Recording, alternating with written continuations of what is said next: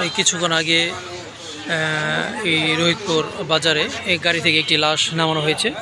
তো এটি যে দোহার নবাবগঞ্জ থেকে গুলিস্তান যাওয়ার পথে, তো গাড়ি থেকে বা গাড়ির পেছনের বা ড্রাইভারের পেছনের সিটে একটি লাশ পাওয়া যায়। তারপর সেই মানে যাত্রী ছিল, তারপর স্টক করে কিংবা গরমের মধ্যে যে বর্তমানে যে তাপদাহ, বর্তমানে যে গরমের অবস্থা, এতে রোগটি অসুস্থ হয়ে পড়ে। তো যখন নাকি এই রোহিতপুর হাসপাতালে, যে নতুন হাসপাতাল বাংলাদেশ সিটি হাসপাতাল ডায়াগনস্টিক সেন্টার, তো সেখানে আনা হয়। তারপর ডাক্তার জানান যে তিনি 99% নেই, এমনটি জানিয়েছেন। আমরা যদি তাকে দেখানোর একটু চেষ্টা করি, তার পরিবারের সাথে কথা বলার চেষ্টা করছে।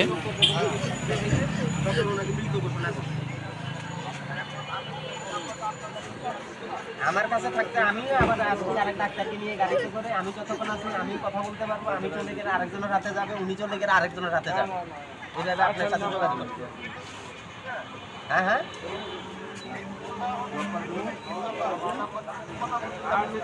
হ্যাঁ হ্যাঁ হ্যাঁ হ্যাঁ হ্যাঁ হ্যাঁ হ্যাঁ আপনি যোগাযোগ করতে পারবেন। ওনার সাথে ব্যাগ পাওয়া গেছে, মোবাইল পাওয়া গেছে, নাম্বারটা আমার সাথে দিয়ে দেন যাতে ওই নাম্বার বন্ধ হয়ে গেলে। হ্যাঁ হ্যাঁ এগুলো একজনের হেফাজতে আছে, সাপোর্ট দিতে পারে। আপনাদেরকে বুঝাই দেওয়া হবে, আপনারা কি করবেন সেটা আপনারা সিদ্ধান্ত নেবেন। কোন কই থেকে আসবেন আপনি? কোথায় আছেন? আপনি কোথায় আছেন ভাইয়া? আচ্ছা আপনি কোথায় আছেন, কোন জায়গা থেকে বলতেছেন সেটা বলেন না।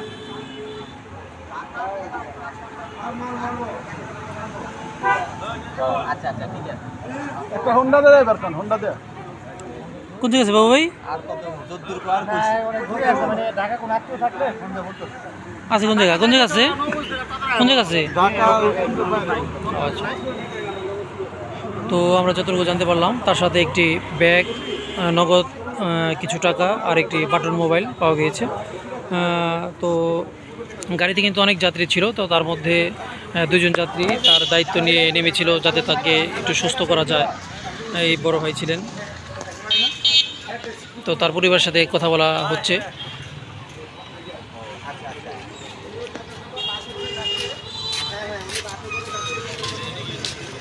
তো তাই আমি প্রিয় দর্শক আপনাদের যে বার্তা দিতে চাই, আপনারা এই গরমের মধ্যে সচেতন থাকবেন, সুস্থ থাকবেন, এবং যে গরম পড়ছে তো তার জন্য তরল খাবার সবসময় সাথে রাখবেন। তাহলে আপনি নিজে সুস্থ থাকবেন এবং পরিবারকে সুস্থ রাখার চেষ্টা করবেন।